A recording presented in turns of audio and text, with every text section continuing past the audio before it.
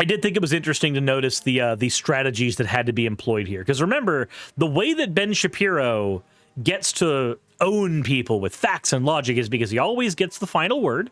He's always the one in control of the microphone. Notice nobody can take the microphone away from Ben, but they can take it away from his interlocutors. Alrighty, well, now that I'm done torturing everybody in chat with weird Sonic the Hedgehog just deep dives, let's go ahead and watch us a little bit of Ben Shapiro. And this is going to be an interesting one, because normally when we cover Ben, it's a video on his own channel where he talks about insert thing here and we disagree with them, and then we go on with our lives. But an interesting thing happened here recently. He recently got, basically, to an extent, schooled by somebody who came onto his stage. It's very hard to do that because when Ben controls the microphone, he kind of controls the fate of the conversation. So that's what we're going to be getting into. But before we do that, let's go ahead and take a look at the fan art section so that we can go ahead and cleanse our mind of everything else. First one we have here is from Maximo. Said just a doodle of Suris smashing Call. Couldn't draw the hammer right at an angle, so it's now a hammer and a battle axe. You know what? I'll take a ham. I loved the idea of a ham axe in Terraria, so I'll take a ham axe. Perfectly fine. It said Benny Boy bad. That's mine. That's me. Maximo, this one's yours? This one is from Axolotls with Cream? Well, fair enough then. Thank you very much for the fan art. The next one we have is from Kitterdoodle. This was one that was done for my birthday. It is just a really, really neat piece of like a giant Blizzy plush along with a Chow plush, a Slime Suris plush, and me in a Shadow the Hedgehog onesie. Chat, who wore it better, me or Xander Hall? Take your pick. Last one we have is from Yara Koro, who is an artist for the channel. Said, happy birthday, Suris. Wanted to try out a more sketchy style with this one. So now it is in a Vaporeon, not really a onesie. Definitely an outfit, though. It's like a big Vaporeon hoodie is what it looks like. Is it? Oh, no. Look, if you know, you know. If you don't know, don't find out. Never try to find out what Vaporeon is to the internet. Never. Is best you don't. All that said, though, everybody, thank you all for your fan art submissions. If you want your fan art to be shown on a future episode, the best way to do so is to drop it into the fan art section of the Discord. With that said, let's go ahead and get into this. Now, again, this is not the type of content we usually cover with Ben Shapiro, but I do think it's going to be very interesting. This particular individual came up, and apparently he used to work on Elizabeth Warren's campaign. So let's see how he handles Ben. That's weird as hell. Hey, so my name's Ben. I'm also a Jew. I hate public speaking. Well, it's the two of us against the world here in Iowa, so. Yeah. But, yeah. You should grow out your hair. I mean, Jewish people have beautiful hair, man. You should show it off. No, but I'm not here to talk about something that's very funny. I kind of have I don't know much about you, so I have a series of back and forth questions, if that's okay, just before I ask my question. So, do you come from Holocaust survivors, or are you a Jewish family that didn't? So my great-great-grandparents arrived here. A lot of our extended family was killed in the Holocaust, but our immediate your family... great-great-grandparents, but not your grandparents. Right. Oh, do you have friends whose grandparents were Holocaust survivors or anything like that? Of course, many of them. Yeah, I've helped write memoirs of Holocaust survivors. Yeah. They're So this is interesting, because what he's doing right now is establishing almost a camaraderie with him. Instead of immediately going for the throat and giving him something to respond to, we have somebody establishing a common ground for him and Ben. Which of them is Ben Shapiro? The man who can't please his wife. The dry-ass P-word master himself is right here. Families are kind of messed up, right? my family is very messed up. I mean, if you go through a trauma like the Holocaust, I would imagine they you'd have teach that. that trauma between generations. You know what I mean? Can you tell what he's doing? You know, the Holocaust affected my family, even though it was several years ago. And, you know, I'm really messed up from it. Like, my whole family's messed up from it. Ben Shapiro agrees immediately. Yes. I mean, if your family has something like that in its past, of course it's going to have some long-term effects. When you go through that kind of trauma, of course it's going to end up that way. And then... Well, I mean, trauma very often in a lot of circumstances is passed down. I mean, I know some kids of Holocaust survivors who turned out fantastic and some who didn't. I mean, Yeah. Trauma gets passed down. So we're talking about generational trauma. He's agreeing with the existence of generational trauma. Alt fact, thank you very much for redeeming your points for an owl. So, what do you think happens here? Okay, so you are officially woke. That is what wokeness is about. It's like, you know, people's grandparents or their great-grandparents were slaves. Well, it's okay. No, it's okay. Guys, Fuck you, I'm talking! Everyone got so angry. Said, is trauma passed along genetically? It's not that trauma's passed along genetically. It's, think of the mindset of a parent who goes through the Holocaust and survives it. Now, when they have children, imagine the way that they're going to raise their kids. Imagine the mannerisms they're going to have. A lot of that is going to get passed down to the kids. They are going to mimic a lot of that stuff. Generational trauma isn't necessarily just things happen to you and those get passed down. It can also be like your dad like spanked you a lot when you were a kid, hurt you a lot when you were a kid, said things to you like, boys don't cry.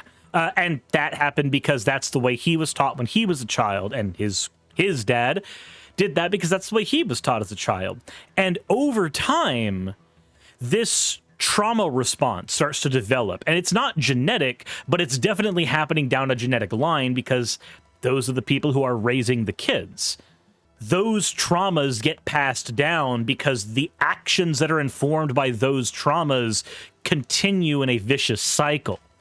But listen to the audience boo. As soon as they realize what's happening, as soon as they realize what's going on, oh my God, they are just pissed. Because they realize what's happening now. The world has crumbled around Ben. All of the mechanics for all of his arguments have now been exposed. Because he's Jewish.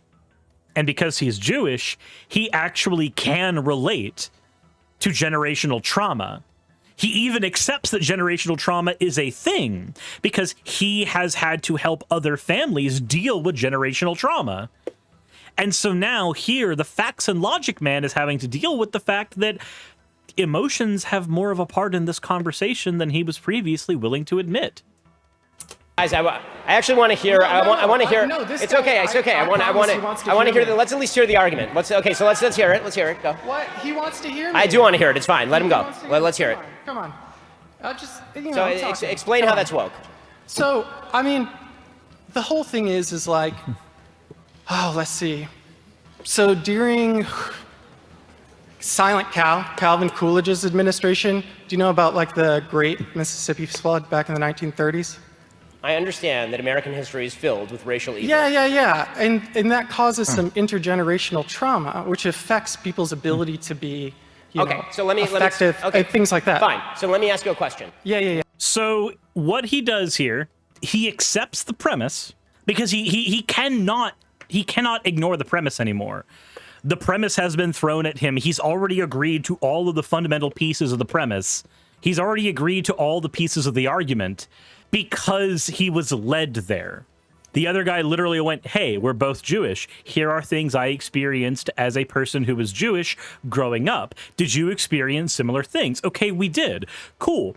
The word for that is generational trauma. Now that we know what that is, and it's a shared experience between the two of us, let's go ahead and talk about the fact that Jewish people aren't the only people that experience generational trauma. And that is the moment where Ben Shapiro goes, whoa, no, hold up. No, I did not consent to having facts and logic thrown in my face. I did not consent to my entire worldview that I purport to have crumbling down in front of a live studio audience. I did not consent to being owned. Nope, not him. Yeah. Why? So if the idea is that history has consequences, of course that's true.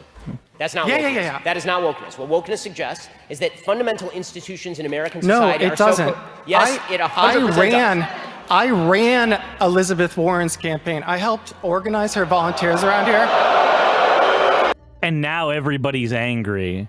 Can we just can we have just like the awful Rick and Morty moment? The I don't care about your booze. I've seen what makes you cheer. That is the minute he goes, no, you don't understand. I work for the other side. Boo. Everybody's like everybody who's supposedly here to hear the facts and logic, the reasoned debate. They are now suffering from a purely emotional response. Everyone there. I am a representative of wokeness. Okay, well, and that's just, this is all it is. Well, I mean, you know, I when hope that, when I went to go get my first tattoo, the guy had lightning bolts and 88s tattooed on his neck.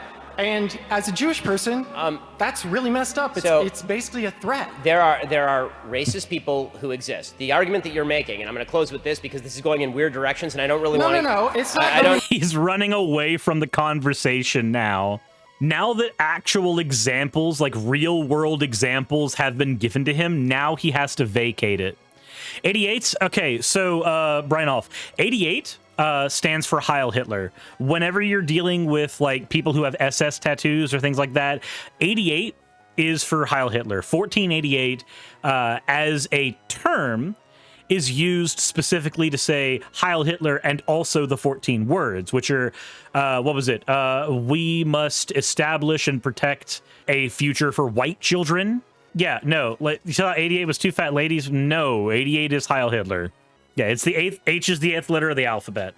It's a very common thing. If you see somebody online and their username is like Pub Stomper 1488, that usually means, oh, look, you're actually LARPing a Nazi. Congratulations. You're really cringe, bro. In the same sense, if somebody has like 1611 in their name, they're a King James onlyist.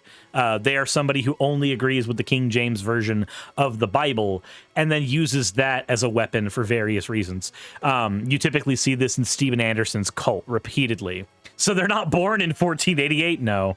That 14 and 88 together are usually Nazi dog whistles. I would say 99.9% of the time, at least here on the internet, where people have the ability to change their name at any point and they actively make these choices. So dang, to know the King James one, you learn something new every day. Yep. Nazis might as well have been born in 1488. See, look at that. 1488 actually got hit with a slur thing on Twitter or on Twitch. All right, let's continue. I don't really want to get. Just hold up a second. I let you get out your arguments, and now it's time for me to respond because I let you say it before. Okay, I'll let you respond, but no, not but. Now's my turn. You are not characterizing. He's so mad. He's so angry. What I'm saying accurately. Now it's my turn. Your definition is inaccurate. The reason your definition is inaccurate is because any sentient human being would acknowledge that history has consequences. Right. But if the idea is, but that's not what wokeism is. Wokeism is a different thing. Wokeism suggests that all inequalities of today are attributable to not only historic injustices, but also continuing injustices in the now, and that all disparity is attributable to discrimination. That's not okay. No.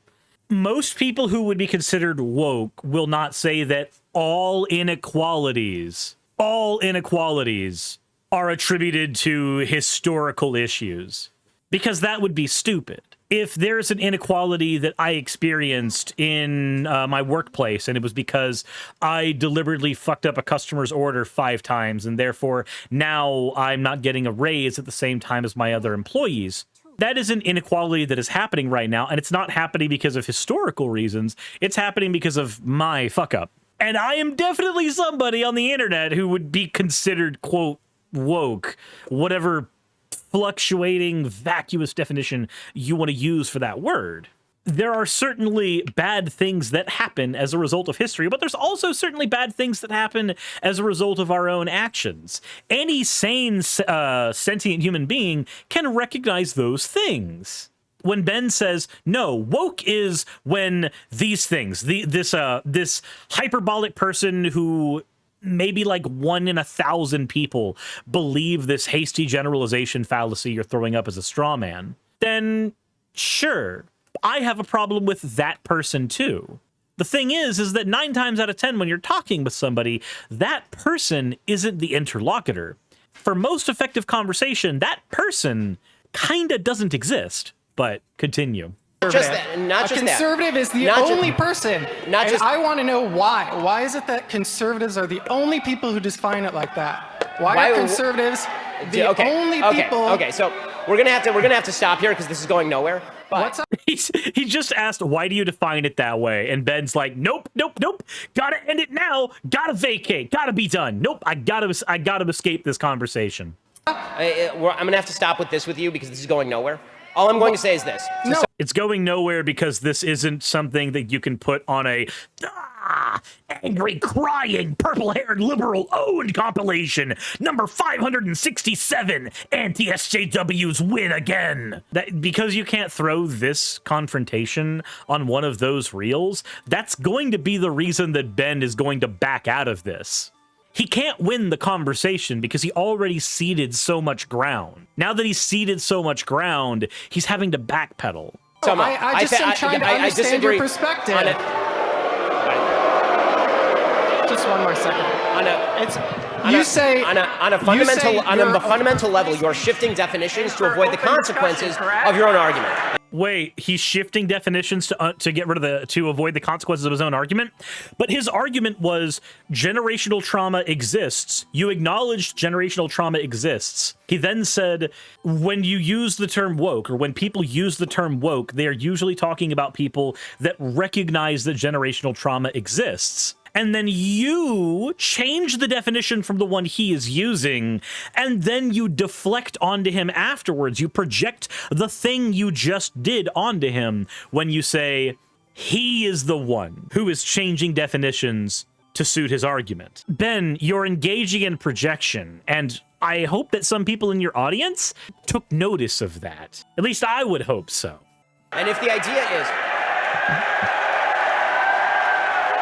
I don't think any of them took notice. They're all cheering way too loud. There's like a handful of shared brain cells in that entire audience. And final point. If you're going to hold on, if you are also,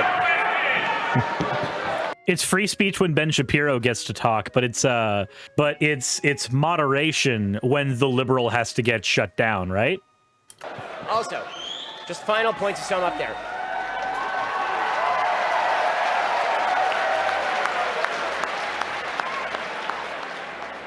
Final point to say. I can follow that. Yeah, but, I just want to make, honestly, I want to make one final point to sum up there.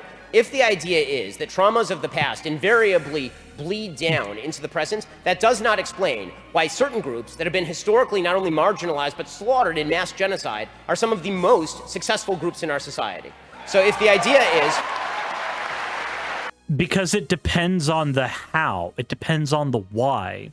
So if we are talking about the inequalities experienced by Jewish people, were they brought to this country specifically as slaves? Well, no. And largely, I'm not saying that their trauma is any better or worse than somebody who is black. I'm saying that you are saying... generations who suffered at the hands of, say, the Nazi Party. You are saying that people who suffered that way carry their trauma differently. Well, of course they carry their trauma differently. It's a different kind of trauma. Different things happened. The United States did not just get rid of slavery and then magically everything was honky-dory. Guys, you do realize that there are people today, right now, who are alive who met Martin Luther King in person while he was fighting for civil rights? Are you aware that it was that long ago? That's not a whole lot of time. There's only been a couple of generations between here and then. More than a couple, but my point stands. There are people alive today that met MLK during the height of the civil rights movement. This was not that long ago. And while, yes, there are people alive today who survived the Holocaust, this is, again, a different set of circumstances. And different marginalized groups will carry different traumas differently because different fucking things happened to them. Anti-Pretzel, thank you for resubscribing, by the way. So Ben Shapiro clearly needs to step outside his bubble and touch some real grass. Also learn the secrets of pleasing a woman, because the fact that he's so upset is an indication he isn't getting enough of that wet-ass P word. Again, the only way that Ben can argue this point is say that, look, blacks can do better in America. Look at how Jews did. Ha ha! I am very smart logic man. The only reason that he can even hold that argument is because he's the same type of person who will use black-on-black crime statistics, who will use the FBI statistics on violence, the 1350 numbers. He will use that stuff to go, look, the statistics bear out. There's something wrong with being black. That's where his argument's going to go. And he might not attribute it to the race the same way that someone who's like, say, a phrenologist would. He'll attribute it to the culture, because he has. He's literally tried to say things like rap music isn't music, not because of his own expertise, but because of his dad's expertise, who never says anything on it. Like, he literally borrows expertise from people who haven't given him any. So my mom was in high school. She was one of the first, in one of the first integrated schools in Charlotte, North Carolina. See, not that far along. But Ben has to create a world where not only is his interlocutor not speaking anymore, but he has to create a world where the definitions of the words his interlocutor is using are not the definitions he will use. Ben engages in the most boring kind of debate, definitions of words, in order to support his position. Now, I don't know if any of you have listened to a debate on the definitions of words, but it is the single-handedly least interesting, most boring, and most useless conversation you can have. Words are only as useful as their ability to communicate an idea between two parties. Past that, arguing from like a prescriptive position on any one word is stupid. Said fuck linguistic purists. Yes. I did think it was interesting to notice the strategies that had to be employed here. Because remember, the way that Ben Shapiro gets to own people with facts and logic is because he always gets the final word. He's always the one in control of the microphone. Notice nobody can take the microphone away from Ben, but they can take it away from his interlocutors. And they can take it away literally the moment he decides that, oh, well, this isn't going anywhere. This is the reason why back when I used to actually do debate, I insisted on having a moderator who could moderate the both of us. Because I know that if I'm the one in control of the microphone, I might end up doing the same thing. Salem says, I just feel sad that the people who hear this, Suris' channel, are not the people who need to. And their success stories of conservatives who watched. Are there any success stories of people who have watched you whose minds have been changed? I need to be given hope. I mean, you know what? Here, Salem, maybe this will give you some hope. If you are somebody, either in the chat or somebody who is in the YouTube comments, and your mind did get changed by watching my channel, you could have considered yourself conservative on a variety of issues, and maybe your mind was changed because I said things into a microphone, then let me know in the comment section below. Salem, who is the artist behind the Virgin Killer sweater model, is requesting some type of hope. And I mean, if hope comes, cool. It would also help me because I want to make sure that I'm not speaking entirely into an echo chamber. That would be useful. This was an interesting peek into Ben Shapiro's usage of strategy, or lack thereof. And I figured it would be interesting for us to go over it.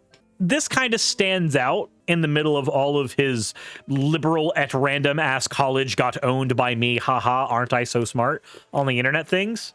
But let me know what you guys think in the comments section below, along with the, yes, if your mind was changed on anything at any point in time over the last 4 years I've been doing content on this platform. That said, if you enjoyed this episode, let me know in the comment section below. I am going to be switching over to the next thing over in Streamland. So if you want to support my channel and what I do, there's links to Patreon and other such things in the description below. Links to all the artists who help make this channel work. You can hit the like button, subscribe if you haven't already, follow over on Twitter, Twitch, and on Twitter. Both of them. Do both.